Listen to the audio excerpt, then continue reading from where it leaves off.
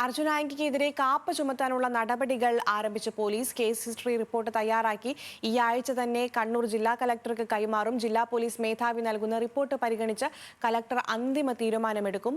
വിവരങ്ങളുമായി നിഖിൽ ചേരുന്നു. നിഖിൽ, കഴിഞ്ഞ ദിവസം വന്ന റിമാൻഡ് റിപ്പോർട്ടിൽ തന്നെ ഗുരുതരമായ ആരോപണങ്ങൾ ആന്റിക്കെതിരെ ഉണ്ടായിരുന്നു. ഇപ്പോൾ ഇതുമായി ബന്ധപ്പെട്ട വിവരങ്ങൾ എന്തൊക്കെയാണ്? അഖില, 20-ലേറെ കേസുകൾ നിലവിൽ അർജുൻ ആന്റിക്കെതിരെ ഉണ്ട്. മാത്രമല്ല, ഈ പ്രത്യേകിച്ചും പോലീസിനെ വെല്ലുവിളിക്കുന്നത് ഉൾപ്പെടെയുള്ള നിലപാടിൽ അർജുൻ ആന്റി തുടരുകയും ചെയ്യുന്നു. ഈ സാഹചര്യത്തിൽ കൂടിയാണ് കാപ്പ ചുമത്തുന്ന നടപടികളിലേക്ക് പോലീസ് കടക്കുന്നത്. ഇതിന്റെ ആദ്യ ഘട്ടം എന്ന നിലയിലാണ് ഈ കേസ് ഹിസ്റ്ററി റിപ്പോർട്ട് തയ്യാറാക്കുന്നത്. ഈ കേസ് ഹിസ്റ്ററി റിപ്പോർട്ട് തയ്യാറാകുന്നതോടുകൂടി അത് സിറ്റി പോലീസ് കമ്മീഷണർ വഴിയാണ് ജില്ലാ കലക്ടർക്ക് നൽകുക. ജില്ലാ കലക്ടറാണ് ഇക്കാര്യത്തിൽ അന്തിമ തീരുമാനമെടുക്കേണ്ടത്. ഒരാഴ്ചക്കുള്ളിൽ ഇത്തരത്തിൽ ഈ കേസ് ഹിസ്റ്ററി റിപ്പോർട്ട് ജില്ലാ കലക്ടർക്ക് നൽകും എന്നാണ് അറിയുന്നത്.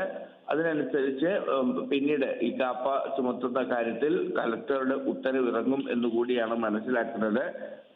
ഏതായാലും ഈ സംസ്ഥാന സർക്കാർ തന്നെ വ്യക്തമാക്കിയിരുന്നു, ഇത്തരം പ്രവർത്തികളിൽ ഏർപ്പെടുന്ന ഗുണ്ട ആക്ടിവിറ്റികളിൽ ഏർപ്പെടുന്ന ആളുകളെ ഒരു കാരണവശാലും ഇങ്ങനെ മുന്നോട്ട് പോകാൻ അനുവദിക്കില്ല തുടങ്ങിയ കാര്യങ്ങൾ പറഞ്ഞിരുന്നു.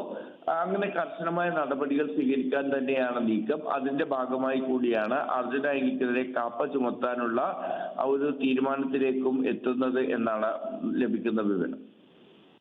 ശരി, നിഖിൽ അളവൂരാണ് വിവരങ്ങൾ നൽകിയത്.